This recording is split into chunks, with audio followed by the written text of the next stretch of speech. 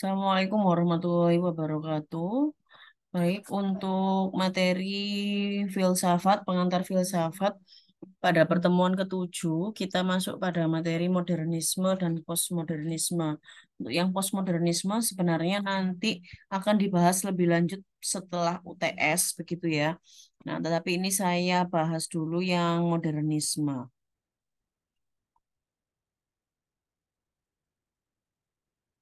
Baik, modernisme dan pasca modernisme atau postmodernisme. Istilah postmodernisme itu merupakan gabungan dari eh, bahasa Inggris ya, tapi kalau dalam bahasa Indonesia kita menyebutnya pasca modernisme gitu. Nah, pasca modernisme berarti era setelah modernisme. Tetapi kalau kita menggunakan istilah post itu juga artinya pasca, tetapi itu dalam bahasa Inggris sehingga seharusnya kalau kita menggunakan istilah post, harusnya menyebutnya postmodernism, bukan postmodernisme. Itu. Nah, sekarang kita akan membahas dulu terkait dengan modernisme.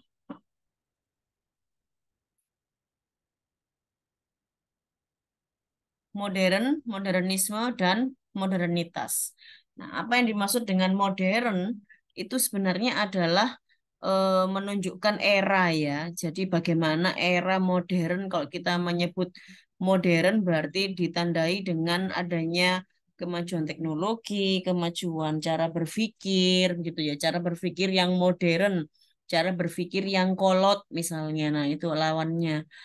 Nah, sebenarnya kemudian modernisme ini menghasilkan apa ya istilahnya dari modern kemudian menjadi isme. Nah, ada imbuhan isme di akhir itu menunjukkan adanya ideologi atau cara pandang atau cara berpikir gitu ya. Sehingga modernisme itu merupakan sebenarnya aliran atau cara pandang berpikir gitu ya.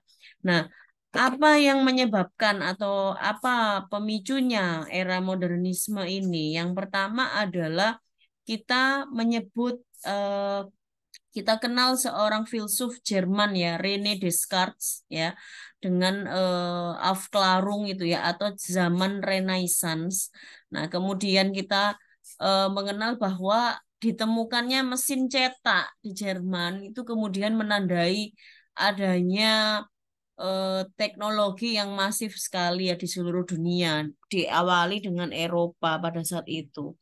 Nah, adanya penemuan-penemuan teknologi industri pada saat itu kemudian membentuk era baru ya. Seperti saat ini mungkin revolusi industrinya sudah era 5.0 ya atau 5.0 itu sudah tidak lagi 4.0 ya, tapi 5.0 sudahan revolusi industrinya. Mulai dari 1.0 ya zamannya ditemukannya mesin cetak itu apabila dulu kalau orang mau menggandakan tulisan harus ditulis, disalin begitu ya. Kalau kita belajar filologi, ilmu tentang naskah, orang zaman dulu, misalnya Empu Tantular, Empu siapapun itu, kalau mau menggandakan tulisannya bisa dikenal orang ya harus ditulis ulang, harus disalin. Ada sendiri profesinya penyalin naskah itu.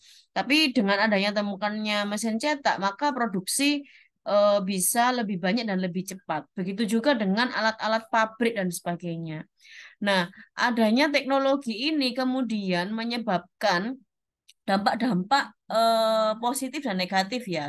Segala sesuatu pasti ada dua sisi.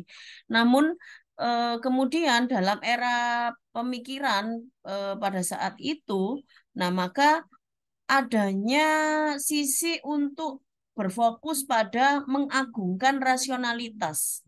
Artinya segala sesuatu harus diukur lewat logika yang pasti. Nah, maka muncullah pemikiran-pemikiran seperti misalnya materialisme.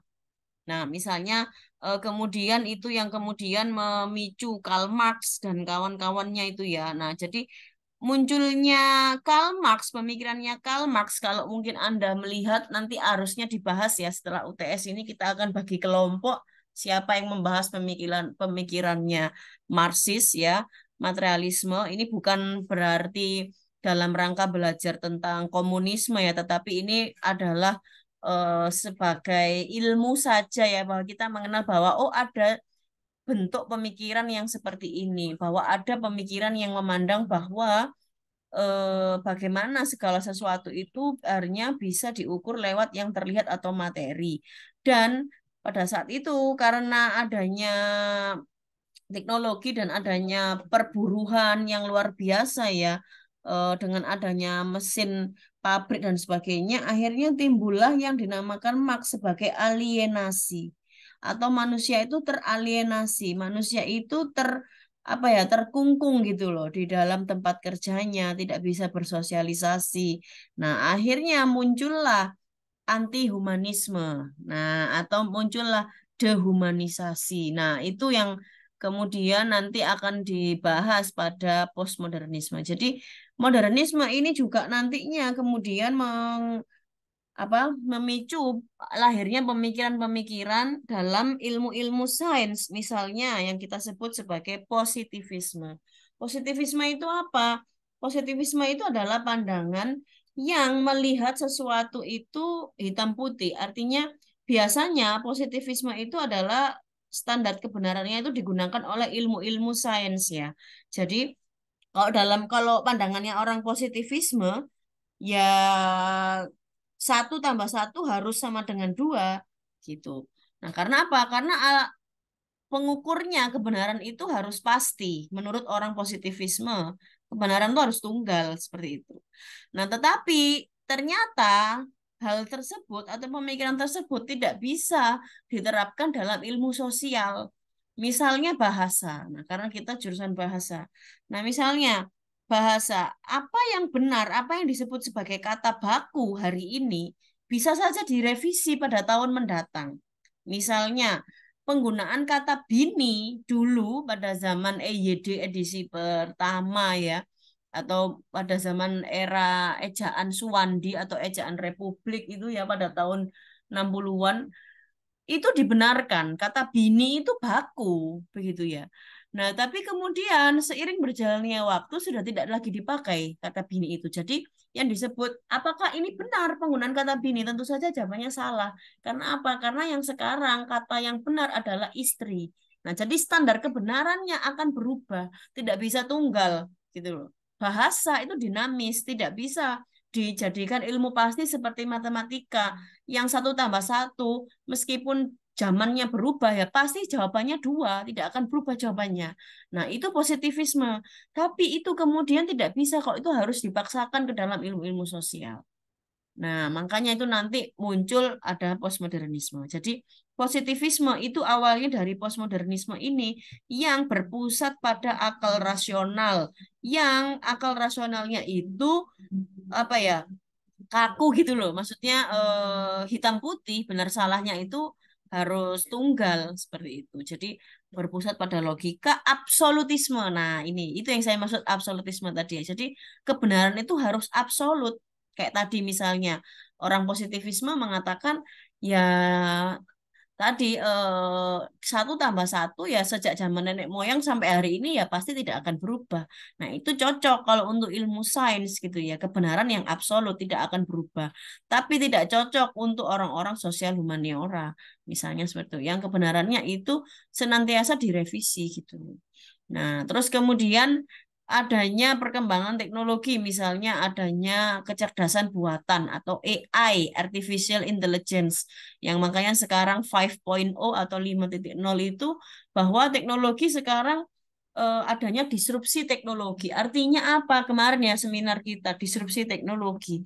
Artinya orang sekarang tidak memerlukan lagi teknologi seperti sepeda motor untuk membeli makanan, tetapi cukup menggunakan jari. Makanan akan datang pada Anda.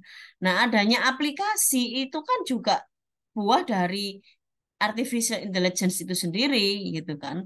Nah, itu ya. Jadi era modern, pemahaman modernisme itu adalah paham yang menganut tentang pemikiran modern ya seperti tadi positivisme, materialisme ya dan kemudian modernitas itu adalah sifatnya ya. Jadi yang bersifat modern itu adalah modernitas.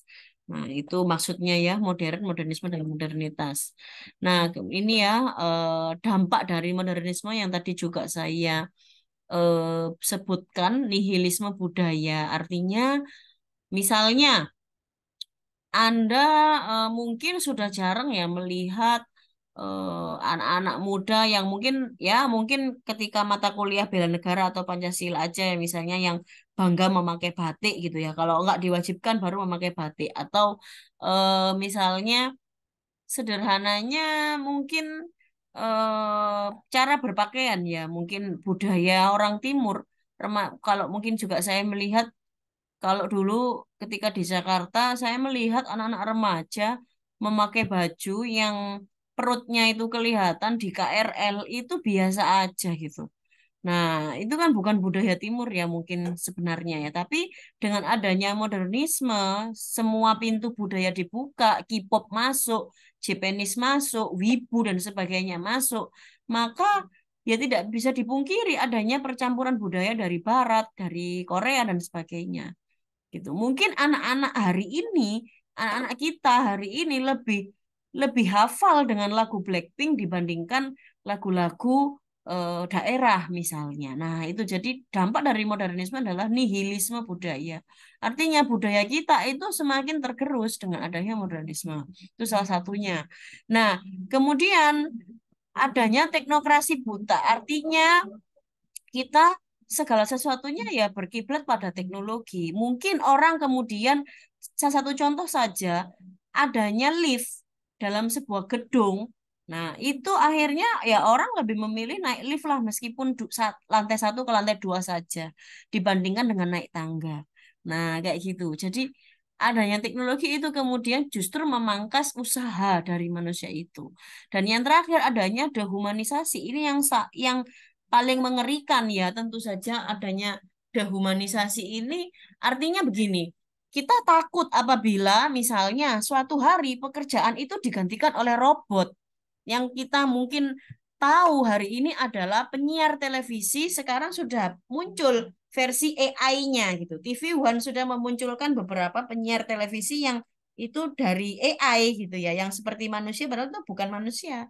Nah, atau mungkin pekerja-pekerja buruh pabrik bisa jadi digantikan oleh robot atau mesin-mesin yang tidak membutuhkan lagi tenaga kerja manusia.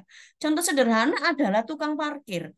Ketika kita masuk ke mall, mungkin dulu kita eh, keluar dan masuk sama-sama menjumpai dengan tukang parkir. Tapi sekarang sudah digantikan oleh mesin yang mengeluarkan karcis ya tinggal pencet karcisnya sudah keluar, nggak perlu lagi dicatat. Mungkin hanya UPN aja gitu yang mempertahankan itu gitu ya. Masuk dengan keluar karcis dicatat orang gitu. Nah, tapi ya itu adalah contoh yang nyata gitu adanya dehumanisasi, kekhawatiran-kekhawatiran kita terhadap bagaimana modernisme itu kemudian di masa depan itu. Mungkin kemudian ya tenaga manusia tidak lagi dibutuhkan. Nah, itu kan akan menjadi konflik dan dilema ya.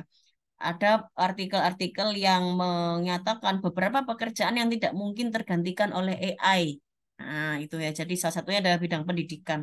Kenapa? Karena AI itu tidak mengenal adanya afeksi atau perasaan yang tidak bisa digantikan. Sedangkan manusia punya perasaan. Nah, seperti itu contohnya. Oke, kemudian pasca modernisme. Nah, ini nanti sebenarnya kita dalami setelah UTS ya, tapi ini pengantar saja. Jadi, adanya modernisme itu kemudian tentu saja menimbulkan pemikiran-pemikiran kritis yang mengkritik modernisme ini. Nah, pemikiran-pemikiran yang mengkritik modernisme ini kita sebut sebagai pemikiran pasca modernisme atau postmodernisme. Nanti, kalau misalnya tadi salah satunya adalah teori-teori Marxis ya. Jadi salah satu isu dari teori Marxis itu sebenarnya adalah bagaimana dia itu melihat bahwa adanya modernisme itu menciptakan gap yang jauh antara borjuis dan proletar. Borjuis itu apa? Borjuis itu adalah kalangan pemilik modal. Proletar adalah kalangan pekerja. Nah, contoh sederhana, borjuis misalnya bos atau bos perusahaannya tentu saja akan berbeda kelas ya, menduduki kelas sosial yang tinggi dibandingkan dengan kaum proletar. Itu. Nah, cita-cita Marxis adalah meniadakan kelas sosial tadi sebagai dampak dari modernisme. Itu cita-citanya salah satunya. Kenapa kok seperti itu? Karena kaum proletar atau kaum buruh itu tadi ya dia teralienasi, teralienasi. Jadi hidupnya ya berhadapan dengan mesin, tidak lagi bersosialisasi, kurangnya sosialisasi, ya. Nah, itu jadi hidupnya ya kerja kerja kerja. Nah, seperti itu. Itu adalah contoh bagaimana Marx itu sebenarnya menyoroti tentang pekerja. Tapi nanti akan saya bagi kelompok ya. Jadi ada yang membahas misalnya materialisme dialektiknya Marx, ada yang membahas anti hegemoni, feminisme dan pemikiran-pemikiran yang lain yang merupakan anak atau cabang-cabang pemikiran dari postmodernisme atau pasca modernisme. Nah, pasca modernisme itu salah satunya juga nanti dekonstruksi ya. Jadi bagaimana Derrida itu memandang segala sesuatu itu tidak harus oposisi biner atau segala sesuatu itu tidak harus hitam putih, tapi ada loh ruang yang abu-abu, misalnya seperti itu. Gampangnya seperti itu. Nah, ini perbedaan antara modernisme dan pasca modernisme ya. Kalau yang kiri ini adalah modernisme, jadi aliran modernisme bahwa kebenaran itu harus tunggal atau harus absolut seperti yang saya contohkan tadi. Sedangkan dalam pemikiran pasca modernisme itu harus ada keberagaman argumen. Artinya alternatif-alternatif pemikiran itu dimungkinkan dalam pemikiran pasca modernisme. Nah, kemudian pencarian stabilitas artinya ya tadi ya kalau apa homologi ya artinya seragam ya jadi kebenarannya itu harus tunggal absolut mutlak gitu ya tetapi pasca modernisme ya mungkin saja membuka ruang-ruang alternatif bagi kebenaran yang lain ya tapi akhirnya sebenarnya juga ada kritik ya terhadap pasca modernisme ini nanti ya jadi semua pemikiran filsafat itu tentu saja akan muncul kritik. Tidak ada kebenaran yang murni ya, karena kebenaran tunggal hanya milik Tuhan, mungkin gitu. Nah, karena itu kan pemikiran manusia. Jadi semuanya itu ada kritik. Nah, nanti pasca modernisme juga ada kritik terhadap pasca modernisme. Artinya kalau modernisme tadi menganggap kebenaran itu absolut, pasca modernisme menganggap kebenaran relatif. Tapi kalau kebenarannya relatif, maka siapa yang benar? Nah, dalam pemikiran pasca modernisme, keberagaman argumen. Contoh, sejarah. Penulisan sejarah itu dalam kerangka posmo atau postmodernism, sejarah itu tidak ada kebenaran tunggal dalam penulisan sejarah. Karena penulisan sejarah itu tentu saja syarat makna kepentingan. Jadi tergantung kepentingannya siapa sejarah itu ditulis. Nah, itu seperti itu. Misalnya, kalau kita melihat sejarahnya PKI misalnya, kepentingannya siapa? Dalam perspektifnya siapa sejarah itu ditulis? Apakah kepentingannya Amerika, Orde Baru, atau kepentingannya siapa? Kepentingannya Indonesia, nasionalis. Nah, kayak gitu. Jadi, sejarah tidak pernah netral. Nah, itu dalam perspektif pemikiran pasca modernisme. Selalu ada alternatif-alternatif atau selalu ada perspektif yang lain. Tidak ada yang absolut. Nah, itu ya, itu contohnya. Oke, jadi pasca modernisme, jadi ada perbedaan istilah antara pasca modernisme dan pasca modernitas. Pasca modernisme merupakan kritik atas modernisme, sedangkan pasca modernitas adalah situasinya atau eranya, masyarakatnya, kondisi masyarakatnya. Nah, kalau ini berkaitan dengan bahasa ya, kajian bahasa. Jadi ini juga berdampak pada teori bahasa. Modernisme tadi melahirkan strukturalisme. Strukturalisme itu yang mungkin diajarkan oleh Bu Endang di mata kuliah linguistik umum ya, bagaimana Ferdinand de Saussure itu membagi tingkatan bahasa menjadi lang, parol, langas gitu ya, sinkronik, diakronik. Nah, itu jadi struktural bahasa. Jadi bahasa itu dilihat sebagai struktur saja. Menganalisis bahasa itu dilihat dari kalimatnya, misalnya. Dilihat dari bagaimana bentuk kata yang dipilih, bentuk kata serapan. Itu kan struktur. tata bahasa itu kan struktur. Sedangkan kalau dalam pemikiran pasca modernisme atau postmodernisme, teori-teorinya sudah tidak utek-utek struktur lagi, tapi misalnya menganalisis berita.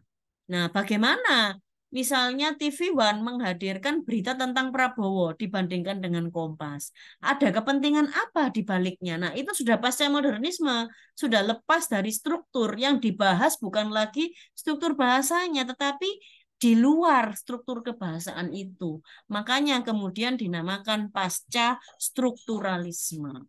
Nah, itu sebagai dampak dari pasca modernisme, ya. Itu hubungannya.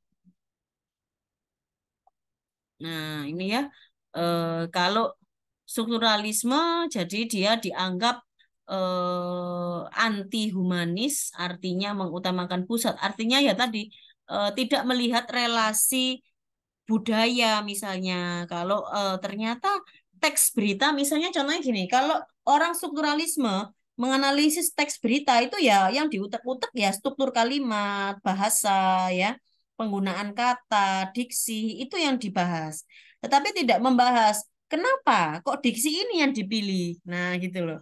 Nah, itu jadi anti humanis, anti historis, mengutamakan pusat itu maksudnya gitu. Jadi ya pusatnya ya pada teks gitu. Tetapi kalau pasca strukturalisme dia tidak hanya membahas strukturnya, tapi setelah dibahas strukturnya, misalnya pilihan diksinya. Nah, kenapa kok diksi yang dipilih kok ini gitu? Contoh, misalnya contoh yang paling sederhana dan sering saya pakai adalah pemberitaan lumpur Lapindo di TV One. Kalau perbandingan antara TV One dan Metro TV misalnya. Kalau orang pasca strukturalisme akan melihat, loh, kenapa kok yang diberitakan adalah lumpur Sidoarjo. Jadi diksinya itu lumpur bencana lumpur Sidoarjo, bukan lumpur Lapindo. Jadi kan seolah-olah bahwa itu adalah bencana alam, lumpur Sidoarjo yang ada di Sidoarjo. Nah, tapi kalau headline beritanya adalah lumpur Lapindo, berarti bencana itu disebabkan oleh Lapindo, PT Lapindo kan gitu. Nah, itu beda maknanya. Nah, kenapa kok diksi yang digunakan adalah lumpur Sidoarjo? Ada apa di baliknya? Nah, itu sudah pasca strukturalisme. Ya, itu maksudnya. Jadi mengungkap ada relasi kuasa atau tidak yang bermain di baliknya. Ada ideologi apa yang bermain di baliknya. Nah, itu adalah pembahasan-pembahasan pasca strukturalisme.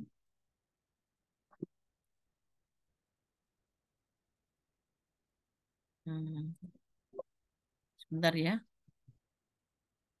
bisa bergerak ini mouse-nya.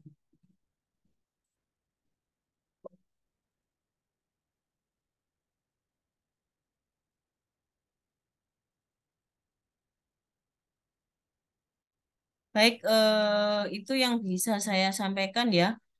Kurang lebihnya mohon maaf. Nanti kita sambung setelah UTS. Untuk UTS-nya, silakan Anda membuat ini aja video edukasi tentang salah satu pemikiran filsafat yang sudah kita pelajari dari awal pertemuan ya, filsafat alam sampai dengan modernisme sekarang ini. Tokohnya modernisme ada banyak, nanti silakan Anda cari sendiri. Misalnya René Descartes, Cogito ergo sum dan sebagainya. Nah, itu silakan Anda cari.